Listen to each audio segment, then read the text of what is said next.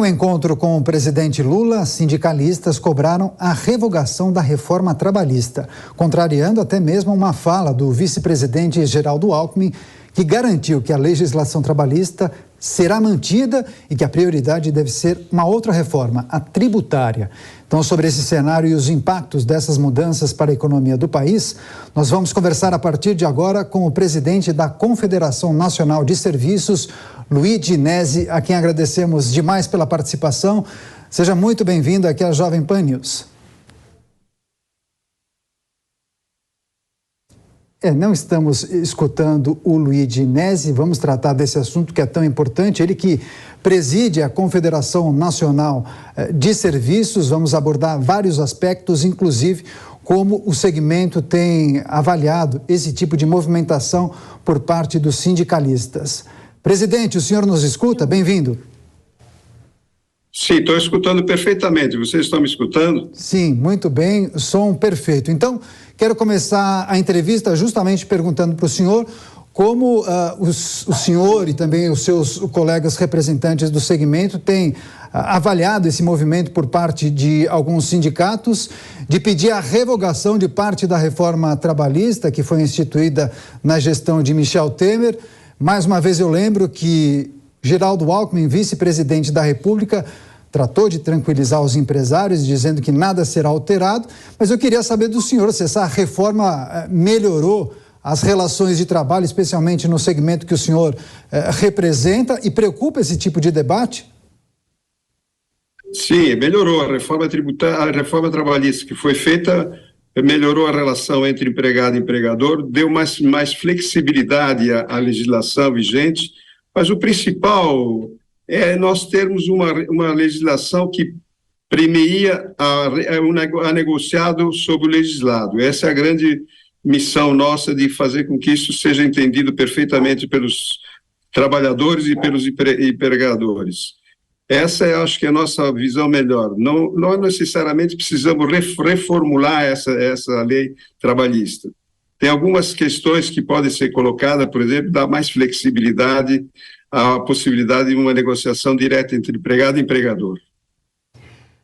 Uma outra questão que também foi levantada por sindicalistas, e inclusive é bom a gente lembrar que nesse encontro de ontem que o Dani mencionou, alguns grupos de trabalho foram criados justamente para avançar nessas reivindicações dos sindicalistas. E essa, que seria a revogação de parte da reforma trabalhista, é realmente uma questão que vai ser analisada por esses grupos de trabalho. Ou seja, por mais que Geraldo Alckmin tenha dito, sinalizado aos empresários que isso não vai acontecer, pelo menos vai ser discutido no âmbito desses grupos. E outras questões também foram levantadas, e inclusive a questão da terceirização dos serviços, que foi uma outra questão que também é contemplada na reforma trabalhista de 2016, se não me engano, né, de Michel Temer, e que também pode ser alvo de mudanças. Nesse quesito, o que o senhor espera? O que a Confederação espera?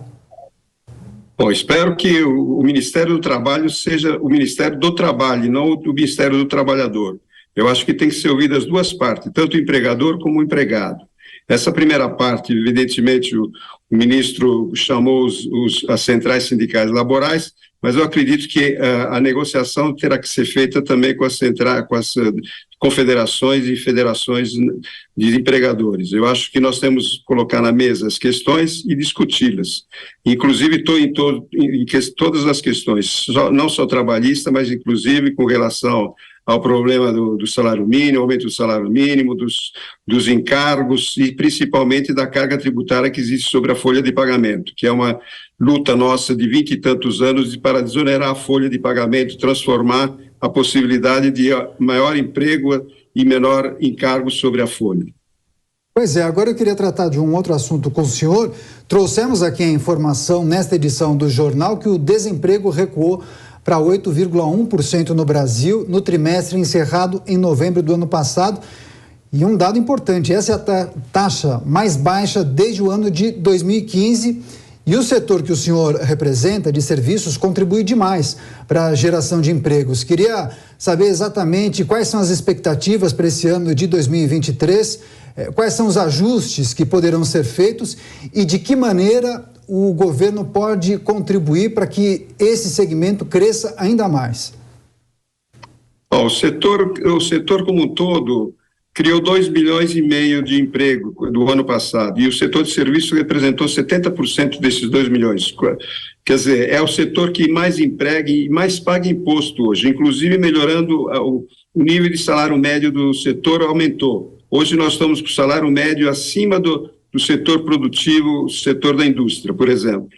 Essa visão de que o setor de serviço paga salários baixos e não paga bons salários não é verdade.